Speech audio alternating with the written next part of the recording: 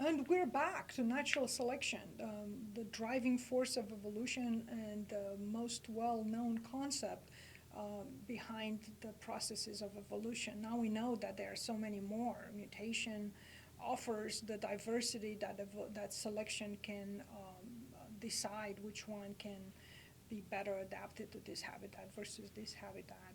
And then we also learned about genetic flow, gene flow, that stabilizes different populations that diversified according to their own habitats, or just by chance, the genetic drift can start a population that has, by chance, one particular allele more abundant than the other one.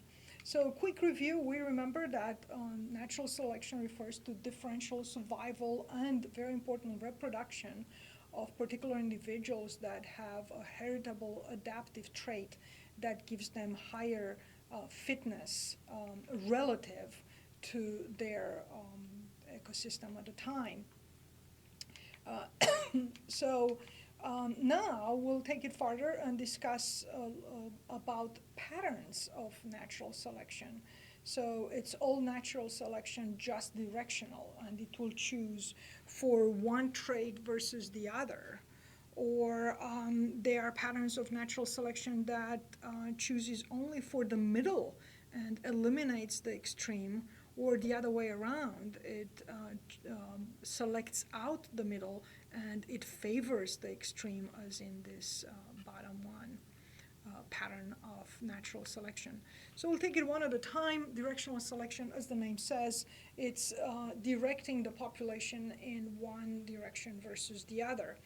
So let's say the population has evolved in a more accommodating ecosystem that allows for variation of dark blue butterflies and lighter blue butterflies and even white butterflies that can, as I said, are more accommodating.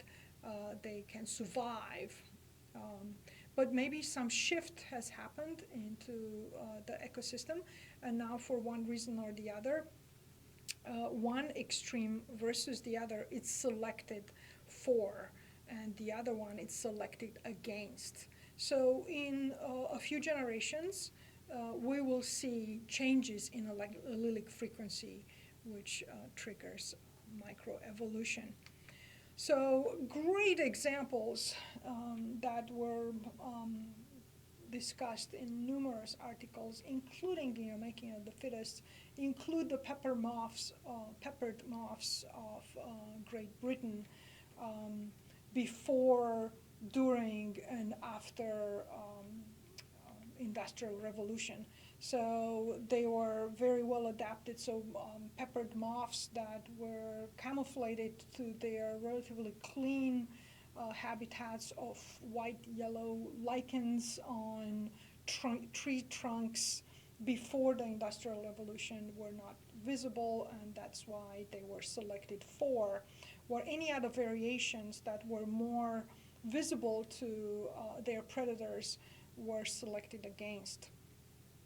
Um, During the Industrial Revolution, with the darkening of because of soot from burning coal in factories, in particular the textile industry, but then later on with the invention of the locomotive that used steam produced through burning coals, has changed the climate within a matter of decades. So that means that all the butterflies, all these moths, that were very well camouflaged pre-industrial revolution era, now they are very well visible and picked by their predators. So they're eliminated. So that means that microevolutionary forces, in this case natural selection, directional natural selection, favored one versus the other. And the allelic frequencies have shifted in the favor of the darker moths.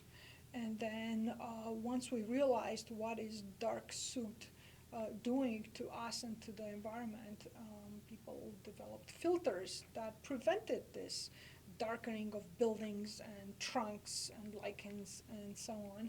So once again, the lighter color moths were preferred. Very, very interesting, a very similar story with these rock pocket mice in the deserts of western North America that can be adapted to be camouflated either over sand, like in this case, or over volcanic rock, like the darker mice. So depending on where exactly they are located, one allele versus the other would be favored in the disfavor of the other one. So that means that the selection will direct the allelic frequency in one direction versus the other for the population of the mice, either on this sandstone or on the dark volcanic rock. Another pattern of natural selection refers to eliminating the extremes in this case. So preferring the middle variance, and that's why it's going to be stabilizing. So this example discusses these social weavers and their body weight. So a very large weaver, right? So, and we're talking only about 30 grams. So what is that? Not even 2 ounces, right? So, so the larger this particular bird, the social weaver, then the slower will be to run away from its predators. But the very small, so only 10 grams difference, the very small or skinnier social weavers would also not have the energy to run away or procure their food. So they will be eliminated. So a particular middle range of size will be preferred, and that just ranges around 1 ounce. The third pattern of natural selection refers to actually preferring the extremes in this case and eliminating the middle. And this is a very interesting example from African birds that have adapted to eat one particular type of seed versus another in different seasons. So again, the difference is extremely small, of only 3 millimeters in between these narrower beaks versus these larger beaks, but they can adapt to eat one type of seed versus the other. We'll soon find out that this particular scenario can lead to a sympatric speciation scenario.